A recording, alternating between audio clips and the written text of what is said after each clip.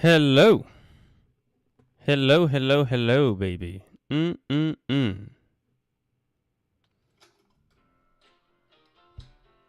hold on. Hold on a second. I have like...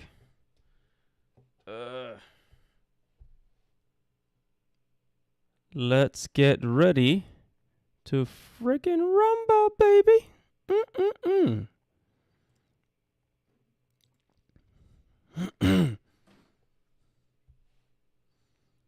Let's get this started.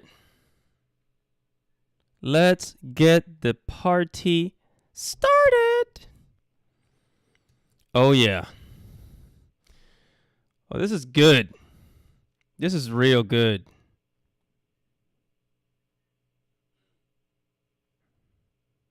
Hold on a second, guys. Okay, what's going on, guys? It's your boy Andy Matrix, and I'm back. I'm back in action. I've been out for a whole week. Yeah, about a whole week. And the reason is because, well, you know, I moved to a new place. I don't give locations here. I don't want anybody come down and hunting me, looking for me and all that. So I just moved to a new apartment, and the moving process is always a headache. Moving boxes. I had to help my sister get all her stuff out, and just the moving process is such a headache, man. It's just, I've been stressed out all day lifting boxes, lifting heavy shit all week long. And when I say all week, I mean all week. Like from the day from the moving date all the way to like to like yesterday, Saturday. It's just been, stressful. I mean, it's just complicated because it's like I'm happy, but I'm stressed out at the same time. It's a really weird feeling. But anyways, I am back in action, and you should expect videos from me daily, at least 4 or 5 videos per week from now on, now that I got my station. I have a really cool desk. Oh, man. I always wanted one of these. I got a standing desk, right?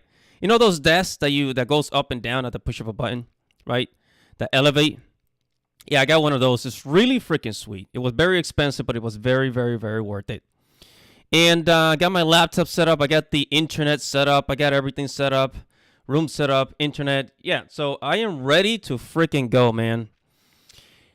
All right, so basically in this stream, what I'm going to be doing is just going over all the things that I should have made videos of. So if I didn't make a video of it and I should have, then that's what this stream is for. And we have Dash on the chat. What is up, Dash? Okay, my buddy Dash says, preach. All of Christmas was just moving stuff to my new place. Moving is stressful, buddy. All right. So check out Dash Attack on the chat, guys. And we're going to start with the first story of the day. So we're going to start off the show with basically just video game stuff, talking about gaming, right? And then we're going to move on to the anime stuff. So all the way at the end, the anime stuff. So first is first, in the video game world. Detectiive Pikachu, yes. Pokemon started off as a game. Come on, guys. Detectiive Pikachu. Movie sequel might have found its director. Now, we all know that video game live-action movies kind of suck. It will sometimes, but in the recent years, there's been a few ones that have been really, really good. The Sonic movie was actually good. The Super Mario movie that's coming up, it looks really good. The Pokemon movie, absolutely. And the Pokemon movie did something that... That other movies, whenever a company tries to make a live action adaptation, it always ends up coming off just it's not right because they tend to change a lot of things. But what I like about the Pokemon movie is that they weren't trying to like lie to you, or like it wasn't trying to be something that it's not. Like, we know that We know what the Pokemons are supposed to look for. And, the computer graphics is basically just... The Pokemons are pretty much the same except in CG, right? They look a little more. They look more realistic, but you can still recognize them as the Pokemons. They didn't really try to change them too much to make them look like super realistic, like how a Pokemon would look in real life or something like that. I've seen some of those pictures online. But yeah, the Pokemon movie. I knew it was gonna get a sequel. By the way, fun fact. I actually watched the movie while I was in Japan. It was so much fun because by the time the movie came out, this was 2019, by the way. 2019, when the Pokemon Detective Pikachu movie came out, the live action. I was in Japan, now May 2019, and I think I was in Shinjuku. Yeah, I think I was in Shinjuku. And by the time, so while I was in Shinjuku, I decided to go to I think it's called the Toho or the Soho Theater. It's the theater that has like a Godzilla head on top. It's kind of scary. All right, so Dash Attack 6. Oh God, hyper real Pokemon are nightmare fuel. I guess so. I mean, I just, this. Some things are better and just not change. But anyways, let's go ahead and take a read. It says, last month, the Legendary Entertainment rep mentioned how a sequel to the Pokemon Detective... Man, this text is really small. Sorry about the small text, guys. How a sequel to the Detective Pikachu movie was still in active development. If this wasn't convincing enough, we're now got another development. Yeah, because apparently the original was canceled. At first, I think they canceled the sequel. I don't know why they would cancel the sequel if the movie actually did very well. Yes, according to a Deadline report, Portlandia co-creator Jonathan Criso is currently in negotiations to direct a live-action sequel starring Pikachu. Along with Chris Galeta, the King of Summer, is apparently taking on the script. The original 2019 movie was directed by Rob Letterman and starred actors Ryan Reynolds, Justin Smith. Smith previously mentioned 2021, how a second film was unlikely to happen. I don't know. I mean, I was kind of anticipating a second movie. Again, the Detective Pikachu movie was actually, I liked it. It was actually well done. And in the chat, we have Gumigun 115 says, Andy Matrix TV. So what's your top 5 anime? Top 5 anime? I don't have that in mind right now. We'll say later. Okay, so it says in addition to a possible second movie, Detective Pikachu is being expanded as a video game series. I mean, yeah, we all know that. We all know the Pokemon series. Yeah. So, and I think, hold on. One of the things that I like about the Detective Pikachu movie is that it's its own thing, right? It's really its own thing, and it's not really like trying to go off the games, but it would be interesting to kind of see. It would be interesting to see like an Ash Ketchum Pokemon live action movie. I mean, because we've already seen the Detective Pikachu live action and how the world looks, how the Pokemon world actually looks. It's actually pretty interesting. It's not bad, right? And so, what about a live action, Pokemon movie with Ash Ketchum? I'm just saying. It wouldn't be that bad. All right, so our next story is with our good old buddies at Square Enix. So Luminous Production is shutting down, will be folded back into Square Enix. By the way, in case you guys never heard of Luminous Production, they are the company, the developers who made Forgotten,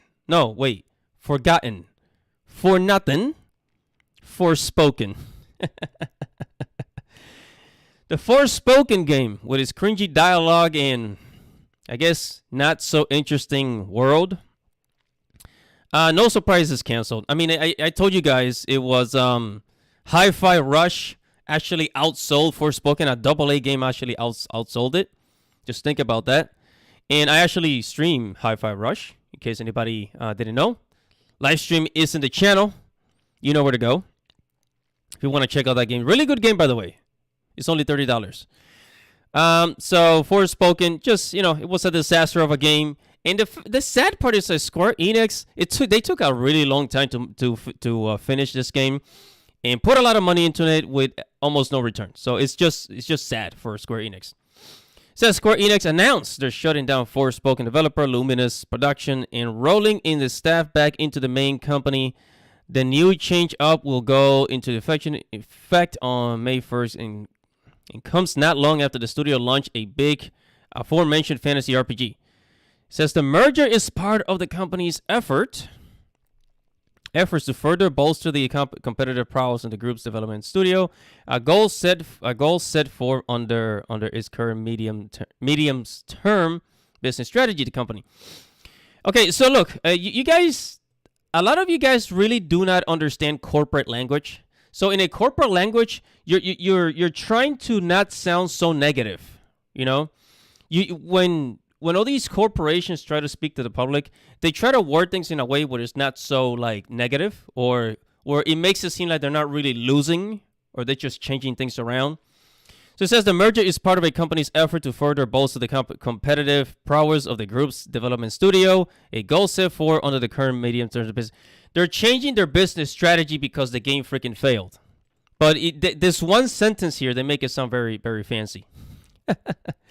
They added Square Enix has developed numerous AAA high definition games and possesses a wealth of intellectual properties, which are all Japanese originally.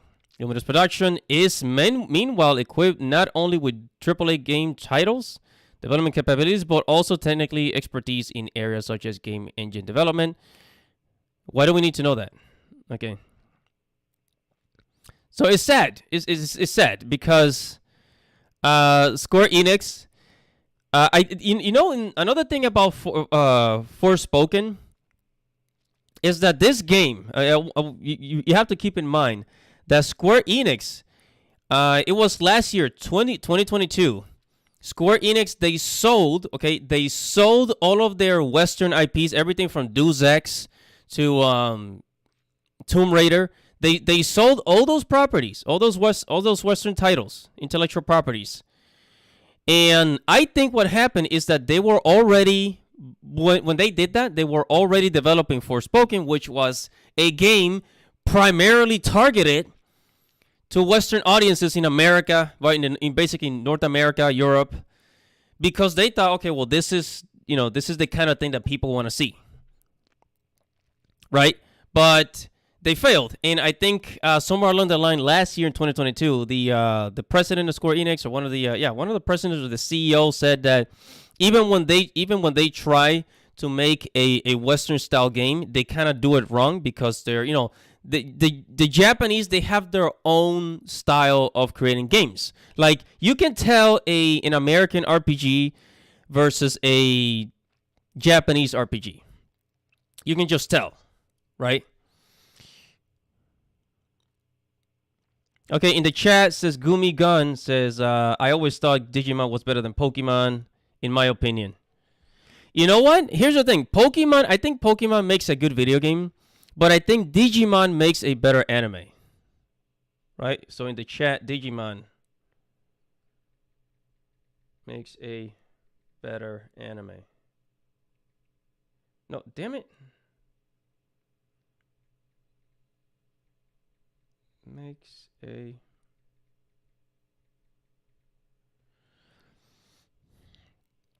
All right, so and then by the way, the Square Enix never fails, but I think they're learning. I think they're learning from their mistake, kind of, because they're still all in on NFTs. The president of Square Enix still wants to do the whole NFT thing, right? But check this out. So I think Square Enix, it's trying to change his decision making, because recently, if we go to Kotaku.com, here Kotaku says Square Enix, God darn it, Square Enix CEO who constantly pushes NFT games to be replaced. He is going to be replaced, right? So basically, you guys know this. You guys know him. I forgot his name. I forgot his name, but the president, what's his name? Says Square Enix is getting a new boss. Yosuke Matsuda has served as Final Fantasy publisher CEO for 10 years and spent the last couple of those hyping up NFTs and other blockchain scams. Yeah. It's actually well said. He is now set to be replaced by a relative newcomer pending shareholder approval in June. So by June, Square Enix is going to have a brand new boss. You know, they're going to have a brand new... I like how they have the president of Shinra smoking a cigar. So the CEO of Square Enix is, you know, it's about time because look, and take it from a guy who's actually spent money on Bitcoin. Bitcoin is so volatile. It's just unreliable. Like for the last 3 years, since 2018, 2019, for the last 3 years, people have been saying, hey, invest into crypto. I've seen cryptocurrency go from $5,000 to $60,000 and drop back down to $60,000. Every year, people think that Bitcoin is gonna go to $100,000 and we're gonna have all these millionaires, right? That's what everybody keeps thinking, but you know the exact opposite happened. A lot of cryptocurrencies are so volatile. We are not to the point where we can actually use it as currency, you know, as a replacement for the dollar. And I'm trying not to sound too like corporate financial here, but it's that, you know, you have somebody who's supposed to be focusing on video games and they want to get into NFTs and, you know, blockchain cryptocurrency when it's very obvious that it's unreliable. It's better to get this guy out of here, you know? So by June 2023, we're going to have a brand new Square Enix CEO. So the company announced that organizational shakeup in Friday, claiming it was needed in order to chase more technological innovation. Takashi Kiryu, the new CEO, has only been at Square for a couple of years, and prior to that was general manager at the Dentsu Innovation Initiative, a business group exploring exciting opportunities. So basically, the new owner, well, the new CEO of Square Enix is Takashi Kiryu. Let's see how he does. I mean, I'm guessing he's not going to be pushing NFTs like this other guy was. So a much better choice. Also, hopefully, this new CEO will start focusing on things that matter, like more Final Fantasy games, you know, things that people actually want. All right, and in the chat, it says, Dashitai says, I missed out on Pokemon as Digimon as a kid. I was a Pokemon loyalist. Gumi says, Square Enix is dead as company, in my opinion. Yeah, Gumi. I say Square Enix, but here's the thing. Square Enix, they've been making a lot of bad decisions, so they could go broke. But thus far, no other company has been doing as bad as Disney. Like, there's a lot of companies that have been doing the whole, like, you know, political thing and all the ideologies, but nobody has been as bad as Disney. And I'm not exaggerating. I mean, if you look at the losses, Disney has had the biggest losses since they've gone full on, you know, with the whole agenda, right? But Square Enix, they haven't gone full in. The thing is, Square Enix, they wasted so much money trying to be a Western company, which they should not try to be. You understand?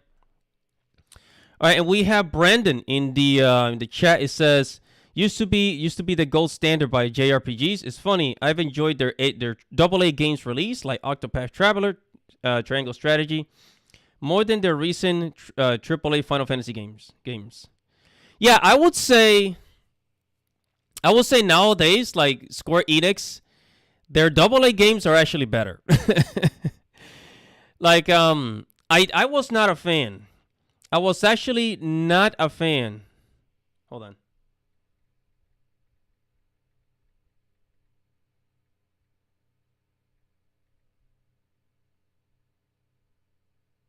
Or 15. I was actually not a fan of Final Fantasy 15. Final Fantasy 15, they had the whole boy band, you know, doing the whole road trip. I was not into that. It did not feel like a Final Fantasy game to me. It was just, I just thought it was like, It's almost as if they were trying to mix GTA, Grand Theft Auto, with Final Fantasy, which is, it just didn't work. I did not like it. It didn't work for me. And then Final Fantasy 13, although people say like the battle system was cool, like I don't know, the story looked pretty. Just the story was just all twisted. The story was just confusing.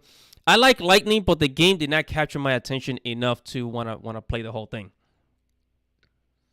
All right, so back to Square Enix. It says, here's the reason Square Enix gave for switching bosses, right? So here's the reason why Square Enix did it. It says, under the rapid change of business environment surrounding the entertainment industry, the proposed change is intended to reshape the management team with the goal of adopting ever-evolving technological innovations and maximizing on the creativity of the company's group in order to deliver even greater entertainment to its customers around the world.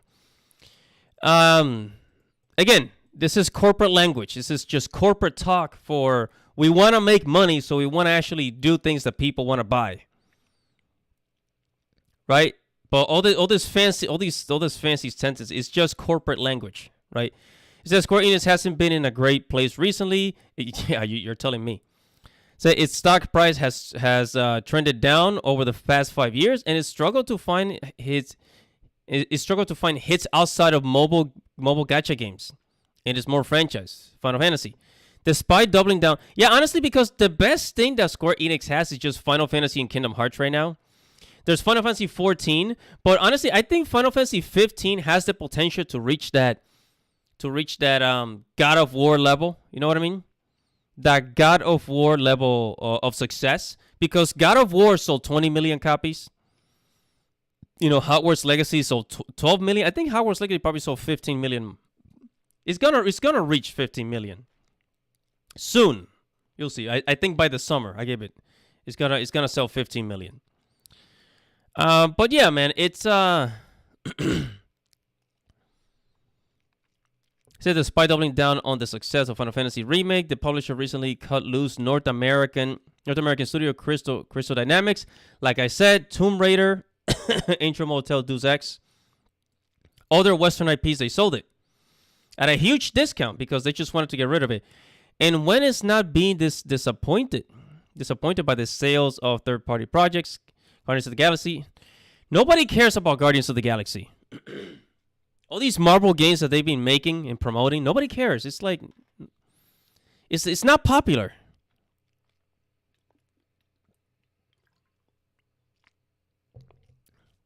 As a matter of fact, I'm gonna say the same thing that the Nice Guy Prince. You guys should check out his channel if you're a Final Fantasy fan, by the way. I'm gonna say the same thing that the Nice Guy Prince says. And look, I'm not gonna pretend like I'm interested in Square Enix Western intellectual properties. I'm here for the anime titties. I am here for the anime titties. I'm here for the Aerith. I'm here for the Tifas. I'm here for the Yunas. I'm here for that. I am here for the anime titties. I'm not here for Square Enix Western games, for Forspoken, Deus Ex, none of that. Give me Japanese stuff, god darn it. That's what I want to spend my money in. Give me Japanese stuff. I don't care. I don't care about Forspoken, Deus Ex, or Tomb Raider. Anyways. Anime titties.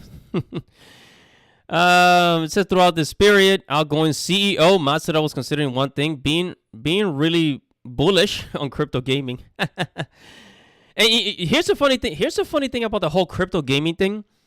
Crypto gaming is not popular.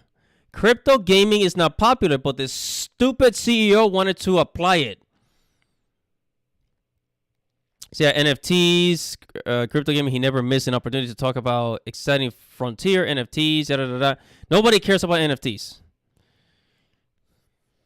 And I think I got one more relating to Final Fantasy. Dash Attack. Yeah, the Nice Guy Prince actually said that. So in the chat, Dash Attack. The Nice Guy Prince says, I'm not going to pretend like I'm here, like I care about Square Enix Western IPs, Western intellectual properties. I'm here for the anime titties. He said it was in a video, like, I think it was like last year sometime. It was sometime around before Square Enix sold their other intellectual properties. So, yeah. Yeah, it turns games into gambling. Gumi Gun said, Animatrix Marvel dead in my opinion. They ruined the universe. Yeah, so the whole Marvel Cinematic Universe. Listen, after Endgame, after Avengers Endgame, to me, it was over. Like I didn't feel like watching any other Marvel Avengers bullcrap after that. But then after the success of the Marvel Cinematic Universe, after 2018, of course, Disney decided it is time to change things up and, as they say, give it a modern spin, and that's when it started to go down down the toilet. Yeah. So we got some more Final Fantasy stuff. So here at Game Rant, Gamer says Final Fantasy 16 director reveals how long the game will take to beat. How long the game will take to beat. Now, I mean, is it going to be like as long as Hogwarts Legacy? Because there's a lot of crap to do in Hogwarts Legacy, man. Hogwarts Legacy, there's so much crap to do in that game. Like, sometimes I don't even know where to start, or I lose track of things. It says the director of the greatly anticipated Final Fantasy 16 reveals how long the game. The step upcoming Final Fantasy 16 reveals game beat beat the main story along with the accounting extra content. The game's producers, Naoki Yoshida, also known by the nickname Yoshi P, has taken greatly anticipation. The game, as its release date draws closer, Yoshida clarified a number of details about the game, such as Fantasy Combat Demo, the average length of one playthrough for most players. The next entry in the enduring popular RPG franchise is one of the most highly anticipated releases this June, alongside other releases like Capcom's Street Fighter 6. It will feature several reinterpretations of the classic elements from the franchise, such as elemental crystals, icons. Oh, so basically just like no. I think it was in Final Fantasy 9 they called it Eidolons. Yeah, Eidolons. And then I think it's, what do they call it? What's it, icon? No, in Final Fantasy 10 they call it Aeons. And then now they're calling it icons. So with this game taking more mature, dark approach to storytelling in comparison, in a recent interview with Famitsu, director Hiroshi Takai and the producer Yoshida reveal how much content players will take. It says, well, Famitsu asks how long it's expected to take to beat Final Fantasy 16. Takai confirms that the main story takes us 35 hours. This is actually normal for most games. Like, for most games, most Final Fantasies, you can beat in like 30 hours. Within like, I think the first Kingdom Hearts game takes 24 hours to beat. Final Fantasy 7 is a 30-40 hour game. So this one playthrough, just the main story, 35 hours. That's actually pretty normal. It's actually expected. Right, so in the chat, Gumigun said Hogwarts has too low of combat, in my opinion. Hogwarts Legacy. I actually like the combat. The spells. I'm actually really cool with it. Dash Attack says they always changing the name. Final Fantasy in 14, they are called primals. Yeah. So the summons, they always change the name. And also the summons are, the look, the design of the summons, slightly changes throughout each game. Yeah, it's pretty normal. And Klaus driving the chassis, Final Fantasy VII Remake, used to watch Nice Guy Prince, but the guy hates Final Fantasy VII Remake with a passion. The last time I watched him, I kept watching him for like a couple of more weeks, but I got boring. I didn't know that he hated. I thought the Nice Guy Prince on YouTube, I thought he was like, he really liked Final Fantasy 7 Remake, Final Fantasy 7 Remake. I thought he really liked it. I don't know. I never like heard him say anything negative towards it. Not that I remember, at least. Okay, so anyway, 35 hours. Yoshida adds that seeing 100% completion, including cutscenes, upgrades, and more, will take about 70 to 80 hours.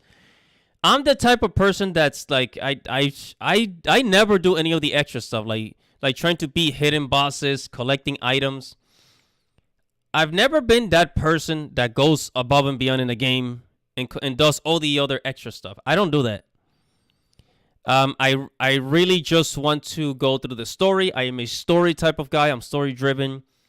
I've only leveled up as high enough to just beat the game. I don't do any of the extra stuff. But there's people, man. There's people that they do every single side quest. They complete everything in the game, get all the secret weapons, beat all the secret bosses. And man, those people, they got a lot of time in their hands. I wish I had that much time.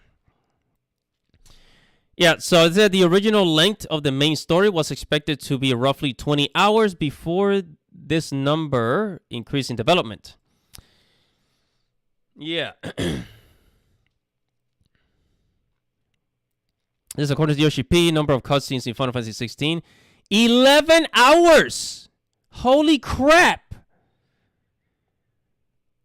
Holy freaking crap.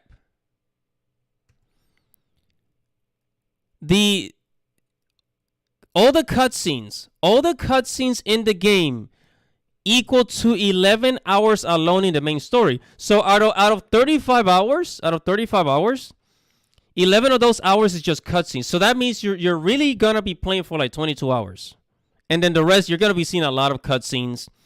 This is basically Game of Thrones, because a lot of people were like, giving me crap for saying this, but Final Fantasy 16 is going to be Square Enix Game of Thrones. This is really long. Said this figure, however, doesn't include any cutscenes that can be encountered when a player engages in a side activity, meaning that the length of these cutscenes could be greater than anticipated. Between 35 hours of total playtime with 11 hours of cutscenes, players can expect at least a 30% of their journey to be watching the story unfold. That's crazy. In comparison, the past mainline Final Fantasy games released, the numbers seems to be around the same average as most mainline games. I don't know about that. Final Fantasy X, all the cutscenes. I mean, all the cutscenes with the with the updated graphics. I mean, unless you're including all the talking. I don't know.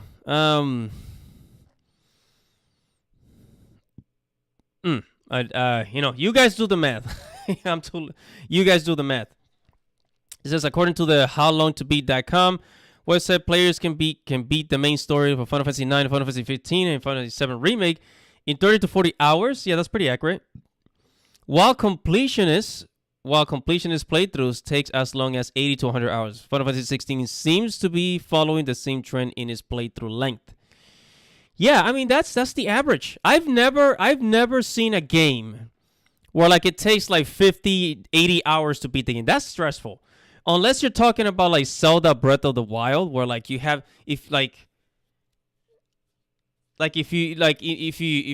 requires you to like do so much crap to beat the game. Like to pull out the Master Sword, you had to do a whole bunch of shrines, and you had to fill out your get at least 12 hearts in Breath of the Wild. That's crazy. In the chat, Osman NLG says, I think Final Fantasy 16 as Final Fantasy 14 when it comes to cutscenes. LOL. Yeah. Where is it?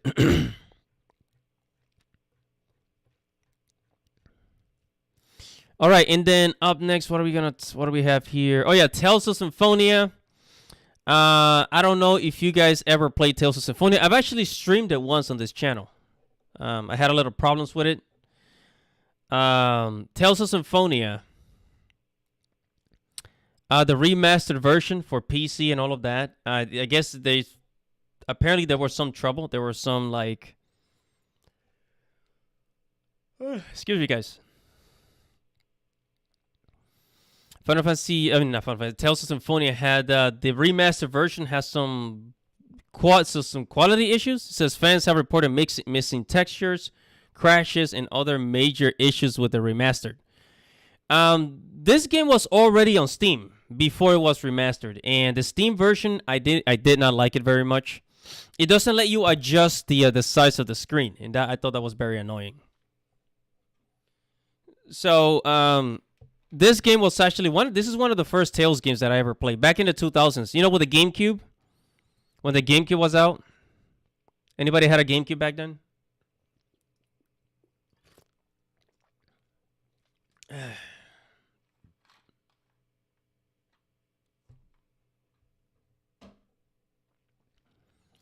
The GameCube, the Tales of Symphonia for the GameCube was freaking awesome. It said the developers of Tales of Symphonia Remaster has apologized for the game's quality and claim it's planning improvements. Okay.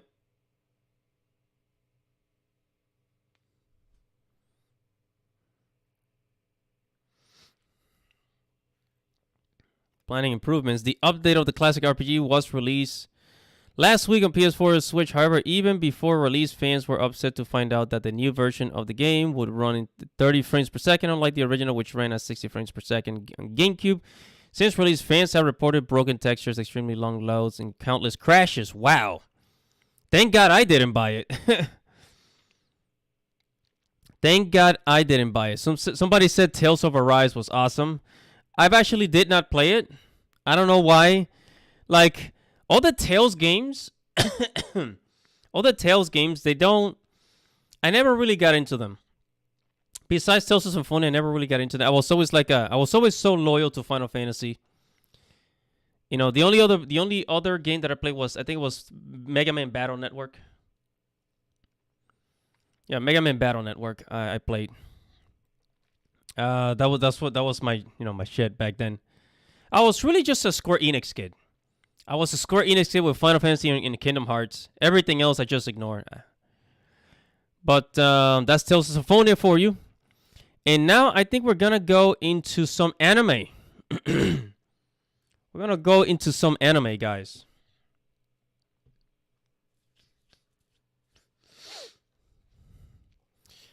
So there's been a lot of things happening. By the way, the Hot Wars controversy is still going on. There are still people. There are still like a lot of idiots harassing gamers for playing Hot Wars Legacy, and there's VTubers and gamers online fighting back. A lot of them fighting back. When I was streaming Hot Wars Legacy, I was kind of hoping that somebody would show up on my chat, because I wanted to it sounds kind of crazy, but I actually wanted to I was hoping one of these people would show up on my chat so that I can tell them off, but it never happened. I'm just unlucky. I'm unlucky that way. But a lot has been happening in the anime world. This past week, Attack on Titan. The final season is out. I think the first part, the new episode is like an hour long. It's really freaking long. Right, so it says, no game, no life. Writer discloses receiving criticism for not featuring dark skin characters in his work. Basically, here, by the way, I'm here at animesenpai.com. And there is the writer for No Game, No Life is being criticized by basically a Western fan for not featuring dark-skinned characters in his work, which I don't really see the point, because if you're Japanese and you're a creator in Japan and everybody else around you is either Asian or Japanese, more likely than not, you're going to create Japanese characters, Japanese-looking characters, and Asian characters. Okay, that's just the way I see it. But like people in the West, they want Japanese creators to feature dark-skinned characters. And by the way, I'm actually for, I like diversity. I like diversity and all of that, but I don't think that we should like be harassing artists and harassing people and forcing them to make these changes, because that makes nobody happy. The creators are just going to end up hating you, and then they're going to move on to something else. Right? But there's been more of these reports where like Western anime fans or Western, manga readers, anime fans, they will contact like either one of these Japanese companies or one of these creators and tell them like, hey, can you have more dark-skinned characters in your work? But what does that matter? Because we watch anime, read manga for for the story. Like, it's nice to see dark skinned characters, but it's not something that is necessary. It's not gonna make it better. You know what I mean? Yeah. Anyways, it says the call for diversity in media has been an ongoing conversation for years, with fans and advocates alike using their voices to encourage greater representation. One area where this conversation is particularly active is in the world of manga and anime. As fans of these popular Japanese art forms, many people are using manga artists to include more black characters in their work. And yeah, I mean, if you want to do that, great. I like diversity, but we should not be harassing or telling artists what to do. They get to choose. We don't. It's really up to the artist. It says, while many people approach these conversations with sensitive and thoughtfulness, others can be harsh and demanding. It says, Yu Kamiya, the author of the popular light novel No Game No Life, recently took to Twitter to address a critique from a foreign reader regarding the absence of dark-skinned characters in his work. The reader pointed out that people with dark skin did exist in medieval and early modern Europe. That's debatable. That is very, very, very debatable. If you want to go back in history, I would say that really the only country in medieval history, like in Europe, medieval Europe with the Romans and everything, with the British, the French, the Germans, I would say is the Romans back then and the Greeks. The Romans and the Greeks. Now there was one time in history where, like, the Moors conquer Spain and Portugal. They actually conquer Spain and Portugal, the Moors. And the Moors were known to be dark skinned. But what was I gonna say? I lost my train of thought. But if this is based, because a lot of medieval stories are based mainly in England, like kind of like British medieval times with castles and stuff. We're talking about England in this case, right? Mostly England, like Northern Europe. Because if you want to talk about Viking history, no. Now, if you want to say if it's based off of like Greek and Roman, like the Romans, they would fight. I think they will go down south towards the Arabian countries and in Egypt, and they would capture soldiers in battle and turn them into slaves. So there were dark-skinned people that were caught by the Romans. And I think some Greeks also traveled down to Africa and in Egypt, and some of the Greeks actually had dreadlocks. So yeah, so in the chat, Gumi says, see my question. I don't know what the question is, honestly. And then Osman NLG says, now that AI is becoming better and better, they can create whatever they want. Yeah. That is true. All right, so here it is. So basically, this is the author of No Game. Can I click on this? See if I can. This is the author of No Game No Life, and he's saying, he or she, I don't know if it's male or female. It says, I received a DM from a foreign reader scolding me, saying there were people with dark skin in medieval and early modern Europe. Why is it not in your work? First of all, this board is not in Europe. Oh, okay. Shows you how much they know. Right. So whoever contacted this writer didn't even watch No Game No Life. They were probably just assuming. You know what? I didn't even watch No Game No Life. I watched like the first episode of the anime and I didn't like it. It says, first of all, that this board is not in Europe. Were there furry ears or elves in medieval Europe? I'm gonna say yes. I'm gonna say yes. There were furry ears and elves in medieval Europe, because just for fun, there were elves in medieval Europe. There were cat creatures, anthropomorphic cats in Europe. How about that? Now that is freaking historically accurate. How about that? It says also there are usually brown-skinned characters. Yeah, but that's not enough. Says in response to Yumaki clarified that no gaming light did not occur in Europe and asked whether there. Yeah. That's actually a great way to answer. Great answer. And it shows you that a lot of these people that are activists, you know, they don't really consume the things that they're complaining about. They just want to complain about shit because, you know, they got nothing better to do. Okay, so Gumi Gun. What do I think about gacha games and ever played the Danganronpa games? Never played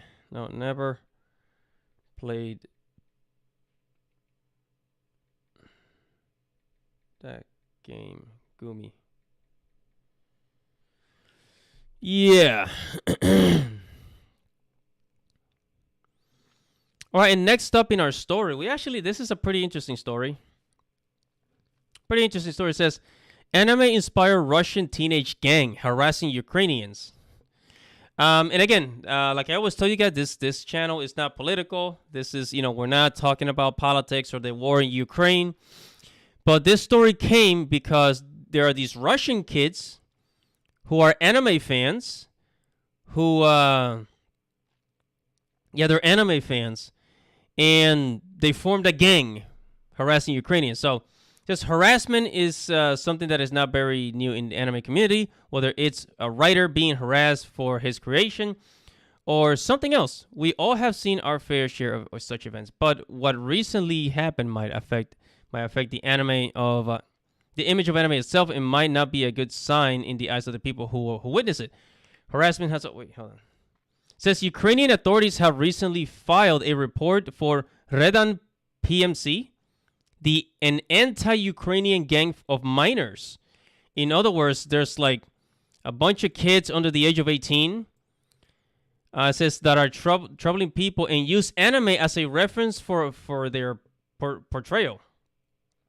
So if you look here, here this kid has a Death Note T-shirt. I recognize that character. That's from Death Note. Has a Death Note T-shirt. Got the spiders in the back. Right, so they're using anime as a reference for their portrayal. It says before we dive into deeper, who is Redan PMC? So Redan PMC is a group of Russian nationals who started as a little group of bikers from Moscow, who fought fan groups of different football clubs. The name of this group emerged from the Phantom Troop, Gen A Ryodan, of the anime series Hunter x Hunter. I'm guessing Hunter x Hunter is really like popular in Russia. It says the wardrobe of this group is also linked to the same anime series, as they were all hoodies with a spider that spells 4.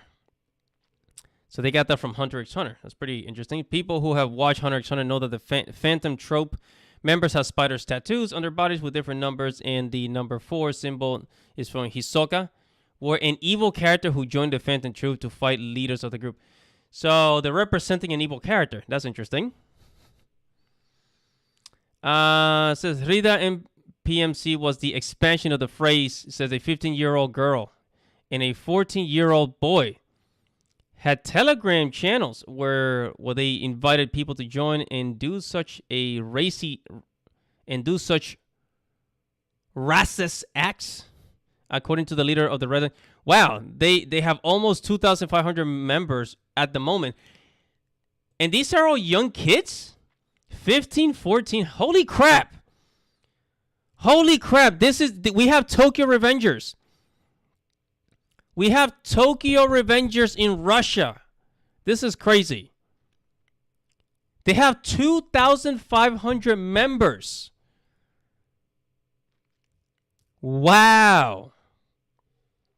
Holy crap. Wait a minute, is Tokyo Revengers popular in Russia? Do they even have it? Said the actual Redan PMC, the first time this group was reported officially was when State News of Russia reported that 350 members of Redan PMC were taken to custody in Moscow. The shocking thing is that 319 of them, these 350 were minors, Weapons, knives, cartridges were found on all of them. It is pretty sad to know that the Russian officials admitted to this group being a real thing. Holy crap. Dmitry Peska, a Russian journalist, stated a few days ago regarding this group, Rasis, says it is important to stop the illegal actions of this group. And of course, it is rather, let's say, a pseudo subculture that goes with the minus sign and which does nothing good for our youth. Yeah, I mean, you're just a bunch of delinquents. You're basically, Tokyo Revengers running around in Russia, in Moscow. So somebody said 15-year-old in Telegram. I don't believe in. It said, this sounds like a honeypot. Dash Attack says, parents don't give your children smartphones. Oh, man. Yeah, but I mean, I want you guys to think about that, because that's 2,500 delinquents in Russia, and they're wearing these anime shirts. They're wearing anime shirts and basically giving anime a bad name. Like, if an adult, let's say if a boomer adult goes up to them and says, hey, what are you doing? Why are you doing that? Why are you wearing that shirt?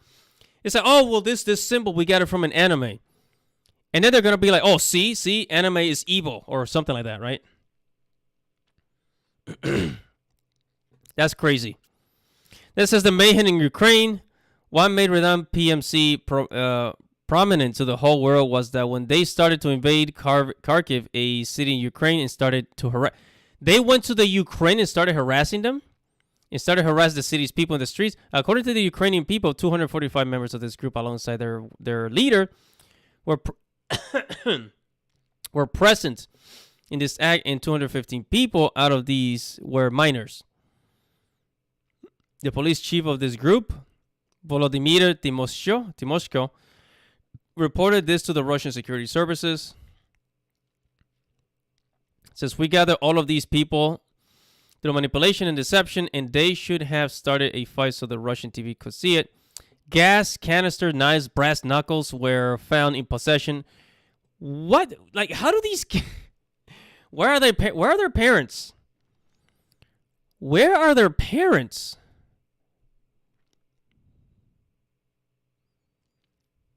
Well, and then in the article, says, where does anime stand in all of that? Yeah, where does it stand besides, the symbolism? The biggest shock in our eyes in all of this racist conflict is that the image of anime is not being represented correctly. Hunter x Hunter has nothing to do with this or any other anime. Many manga and authors have shown their support for the Ukraine through illustrations, but the image of otaku culture that Redan PMC is showing to the world just for the fame and money is wrong. As the leader of Redan PMC and some of these group members are under arrest and being interrogated, we here Anime Senpai hope that this mischief will end here once and for all, and hope that the image of anime might not get mistaken by the people of the world. Yeah, this is crazy. So you got a whole bunch of delinquents, thousands of them running around, using anime symbolism, and then it's just gonna give, otaku culture a bad name. All right, moving on to our next story. This actually made it to Forbes. I'm kind of surprised. Forbes, they've been talking about anime and gaming in recent years. So I wanted to cover this. It says Cyberpunk Edgerunner just won Anime of the Year, as it should. As it should.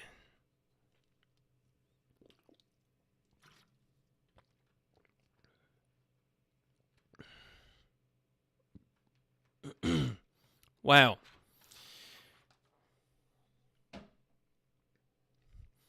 Yeah, Cyberpunk Edgerunner has so much going for it. It has so much going for it. It deserves to win the title Anime of the Year. It really does. It really does, because I know it's basically like just a spin-off of the actual game Cyberpunk 77, but Cyberpunk Edgerunner, it stands alone. It's a good standalone story. And even if you know nothing about Cyberpunk 2077, you can still watch this and still enjoy it and understand what's happening in its world, right? And also the lolly, Rebecca. Rebecca was was the cherry on top. All right. Anyway, so on the chat, what do we have? I saw Dash Tesso Dante talking about it. Beautiful show. What I've heard is really good. I agree. Yeah. So yeah, I mean, if you guys saw one of my shorts, in one of my short videos, I said that the top anime for 2022 was Cyberpunk 2077, Chainsaw Man, My Dress Up Darling, and shit, I forget the other ones. My Dress Up Darling, I think it was Demon Slayer Season 2, and shoot, I forgot my own list. Sue me. It says, I remember a time when everyone had forgotten CDPR had ever even announced. Cyberpunk 2077 was getting a companion anime as everyone was swept up in the game's launch and its various issues. We simply didn't hear about it. Yeah, it's kind of funny. It's kind of funny because Cyberpunk 77, when it was launched, it has so many, the game has so many problems, right? But, and again, it was released during the pandemic. You know, it was right during the pandemic. And a lot of people were requesting refunds. But despite of all of that, you know, Cyberpunk, because it is a good game, it still made it. It still became popular enough and it got its own anime. So I'm surprised. And one of the great things I like about Cyberpunk Edgerunner is the main character. I really like the main character because, you know, David Martinez. David Martinez, he's who lives in Santo Domingo, Night City. David Martinez is a really cool guy, man.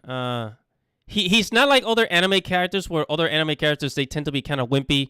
You know, they're like afraid to talk to girls. David Martinez was not. He you know, for the most part, he kept his cool. And this is one of the, like, I don't know why, but in anime, what they do with the main character is like, they will make him not get the girl. And that's really, really freaking annoying. But in Cyberpunk 2077, we got a really kick-ass, you know, male character who was able to stand up, to stand up to the plate and basically take the lead and not only become the hero, but also, you know, get the lady. It's different. It's different. No, we didn't have to wait, you know, 1,000 episodes. We didn't have to wait 1,000 episodes to see, you know, this great development. You know, David Martinez was a really great character for Cyberpunk Edgerunner. Right, and up next, our next story. What do we got? Oh, yeah, another Kotaku article. It says, Translator steps down from Shonen Jump manga after declaring it untranslatable. So, you guys know how a lot of people complain about localizers? That localizers don't do their job? And to be fair, not all localizers are like that. Well, maybe if artificial intelligence does a better job at translating stuff, then you know, maybe we should let artificial intelligence take these jobs specifically, right? But in this case, this manga translator, he just quit. I mean, this guy just tapped out. And I don't know what anime it was exactly. I think it was Cyber Academy's Lipogrim Puzzle stumped both its characters in his Viz Media English translator. It was so complicated, huh? It was really, really that complicated.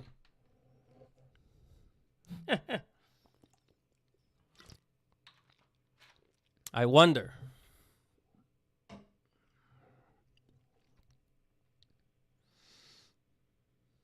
Okay, so going back to the Radan, it says on the chat, Unknown says, here's my message to Radan PMC.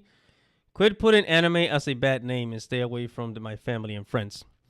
Well, I don't think you're going to have to worry about that because they're in Russia. So, yeah. All right, so back to this story. Just anime manga enjoyers often come across the odd joke or pun in either favorite series that lands in Japanese, but doesn't translate well in English, while English translators do their what is that word? Damnness to to provide context behind either cultural and phonetic puns in editor's note. One Viz Media translator is resigning from their project after revealing a Shonen Jump series' latest chapter was basically impossible to translate. He says the loss in translation manga is in question is Cypher Academia, a mystery series written by Monogatari author Nisio Ising, and illustrated by Yuji Iwasaki. Series follows Iroha Irozaka, a teenager attending a prestigious titular high school. As the name suggests, Cypher Academy battles revolve around a bunch of tricky puzzle games beyond Irozaka. And here it is.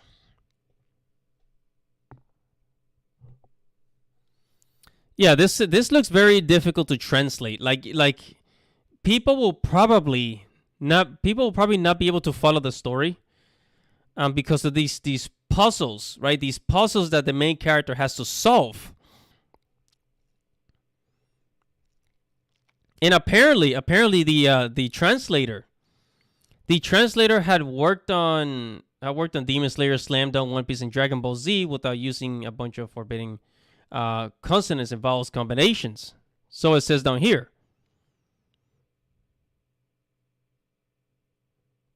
Wow, it says the key issue with the translator is Cypher Academy lipograms. What's a lipogram?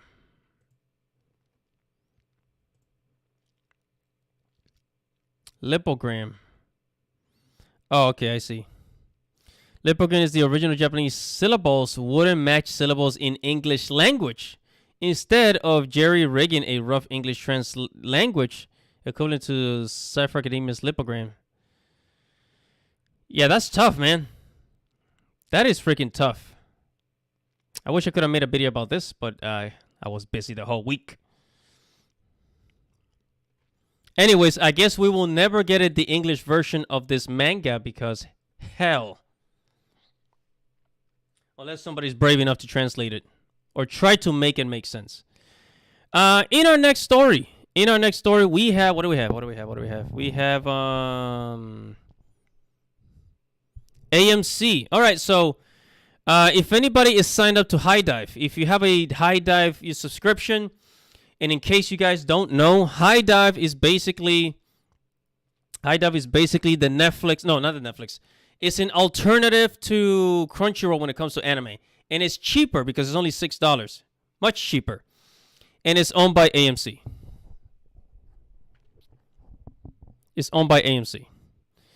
So it says here, Variety.com, AMC Network's HIDIVE anime streamer gets exclusive rights to Japan's MBS programming slate.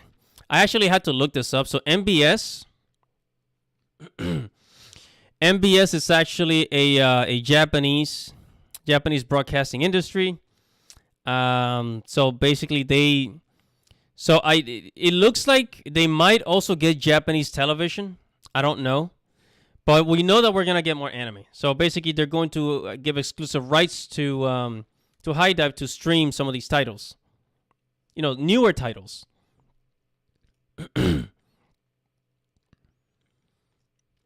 So I think AMC is going to be a big competitor in the streaming wars because AMC is going to be a good competitor in the streaming wars. Hold on.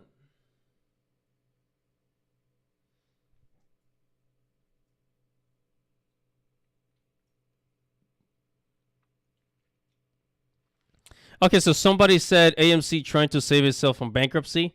I didn't know that they were going bankrupt, but I do know that AMC, they bought out HIDIVE so that they can have their own anime streaming thing. So that kind of helps prevent a monopoly, right? It helps prevent a monopoly. Right, but these companies, they're always out to buy other companies and have ownership. They've been doing this.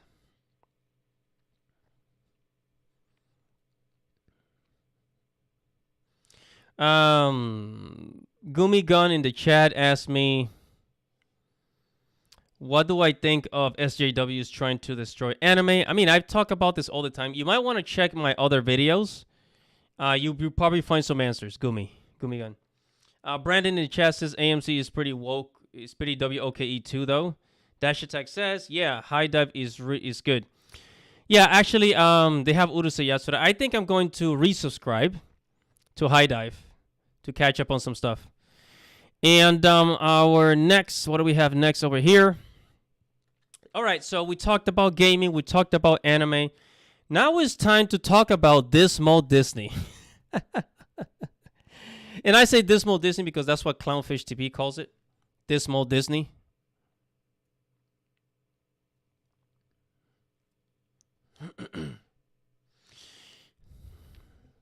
Right, so I'm here at npr.org.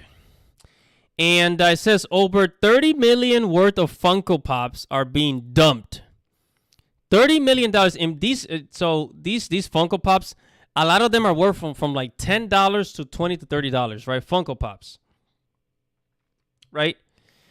And so $30 million worth. So that's hundreds of thousands of Funko Pops just poof, flushed down the drain. And if you look at this picture, I don't know if you noticed, if you look at this picture, they are all Star Wars Funko Pops. All of them are Star Wars Funko Pops, which means that people are over Star Wars. People are getting tired of Star Wars. They don't care about Star Wars anymore, thanks to Disney. So this is all Disney's fault. I hate to say it. This is all Disney's fucking... I almost used the F word. I almost used the F word. This is all Disney's fault. Right? They thought, they put out these Funkos of their newest movies, The Force Awakens, The Last Jedi, The Rise of Skywalker, which is the title's kind of stupid. And you see all these characters here in this picture? Rey, Finn, Poe. They're not selling. They're not selling because people got sick and tired of Star Wars and what Disney did to Star Wars. Yeah, what Disney did to Star Wars, and now nobody cares. So our Star Wars culture is over, guys.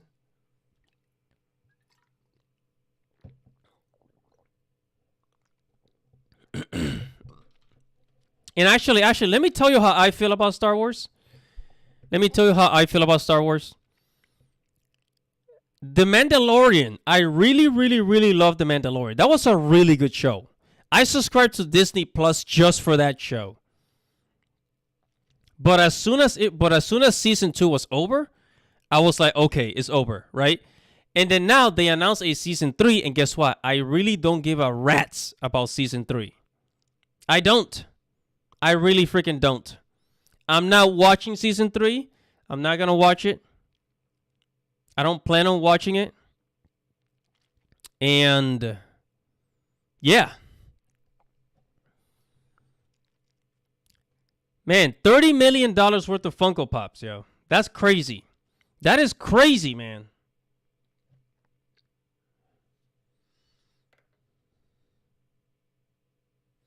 So on the chat says Brandon. Brandon says Disney is going in hard for anime. They just did that deal with Kadokawa. Oh yeah, I know. Disney's trying to get into anime, and I'm gonna keep covering. So guys, stay tuned. Make sure you stay tuned. Make sure you stay tuned. I'm going to cover Disney anime from like as soon as the first anime drops on Disney Plus. I'm going to cover that joint. I'm gonna cover it.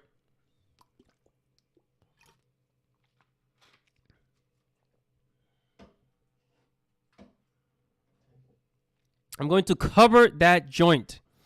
So stay tuned.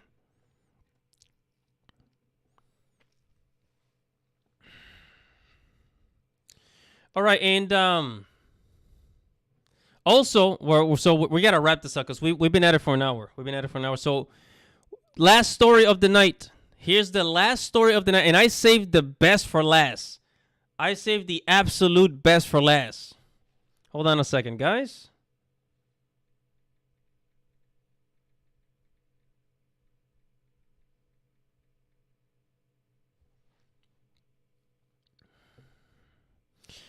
So check this out.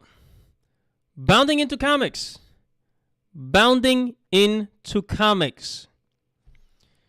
It says California proposes withholding new tax credits from Hollywood production unless they set ethnic, racial, and gender diversity goals, and to develop a plan to achieve them.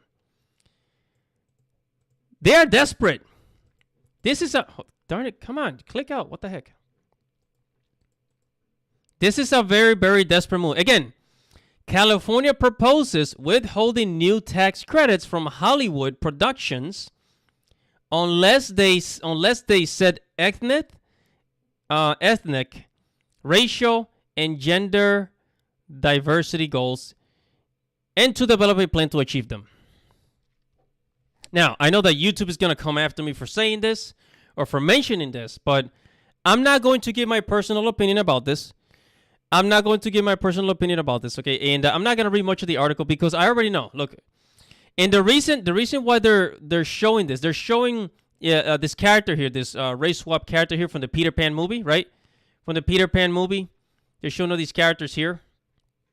The reason why they do this is because California is going to stop any tax benefits from Hollywood productions because the ESG, the ESG investors are pulling out. For example, Vanguard. If you go to planadvisor.com, Vanguard defection from Net Zero Group further clouds ESG investment commitments. So Vanguard left a net zero asset manager initiated this week in a move emphasizing the different paths financial firms are taking on ESG. Right?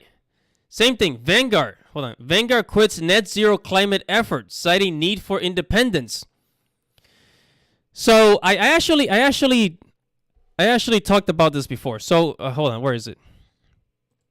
So in order to get a better understanding of this, go to YouTube, type in capitalism. Where is it? Darn it, where's my video? Where the hell's my video?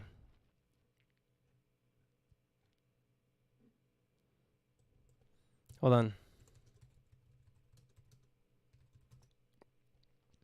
Oh, here it is. All right, guys. So in order to better understand this, go to YouTube and look at my video.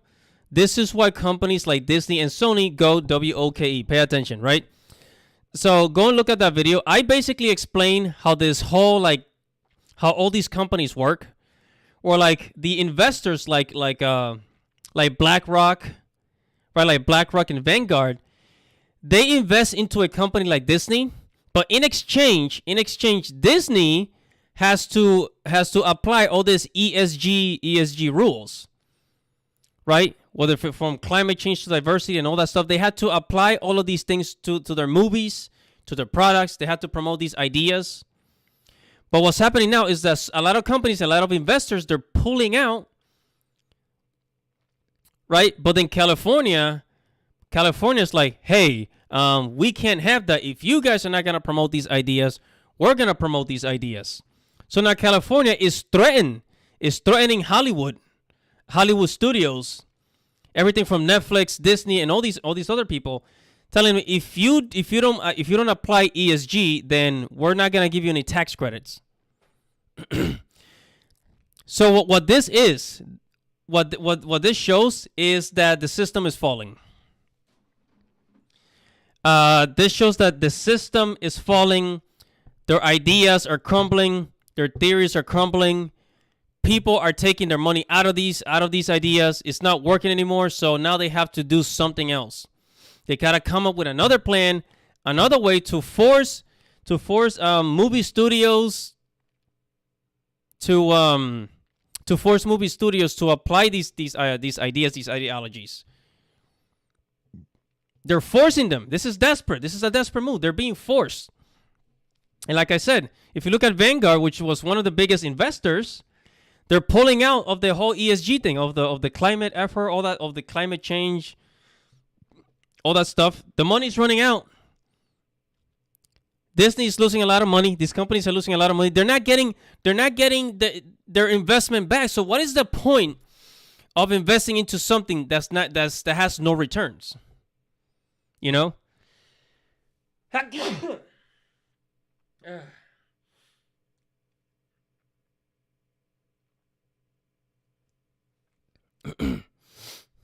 Yeah, so Dash Attack, if you're so Dash Attack says, I knew things were turning the corner. Desperation.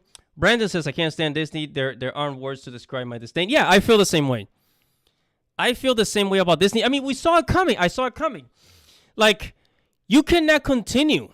You cannot continue to push the same ideas and hope in while at the same time giving, creating crappy movies, crappy games, crappy entertainment with no returns. Again, with no returns. So when these investors like BlackRock and Vanguard and all these investors, if they're not getting anything in return, they're going to pull out. The money's running out. The money is running out. So now California has to make this desperate move.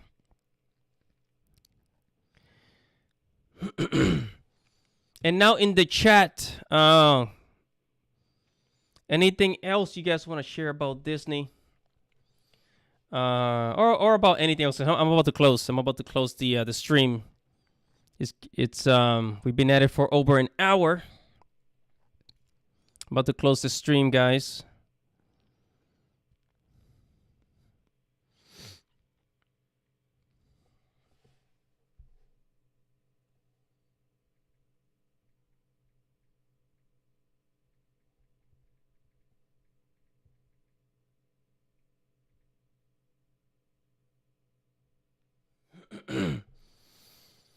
Brandon says, I was a Star Wars and Marvel's fan since I was a kid. I had to walk away from all of it. Yeah, we all walked away from all of it. Dash Tech says Dragon Ball Z Budokai 4 was announced. Oh, really?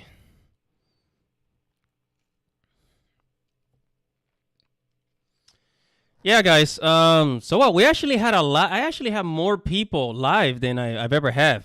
So thank you guys for showing up. I had fun tonight. Sunday, right?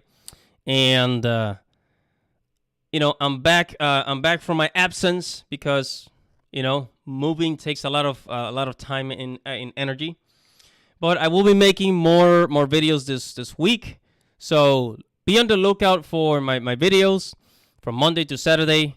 And I will be making. I'm trying to make better, high quality videos because I kind of don't want to continue to make just like one crappy video. Like I'm trying to stay away from, well, not completely, but I'm trying to do less of the new stuff and make more high quality videos, kind of like more like video essays.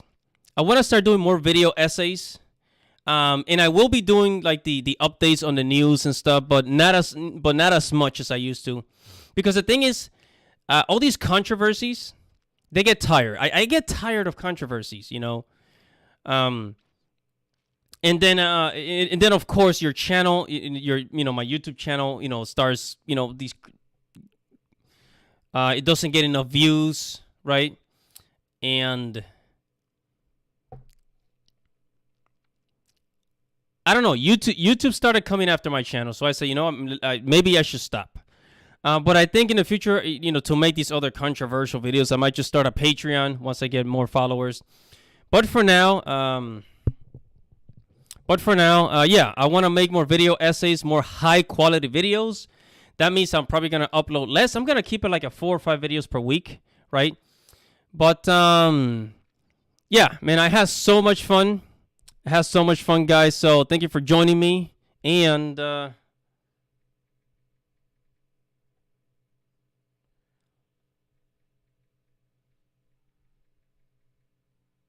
thank you for joining me. And everybody, good night. I will see you later this week on a new video. This is your boy Andy Matrix. God.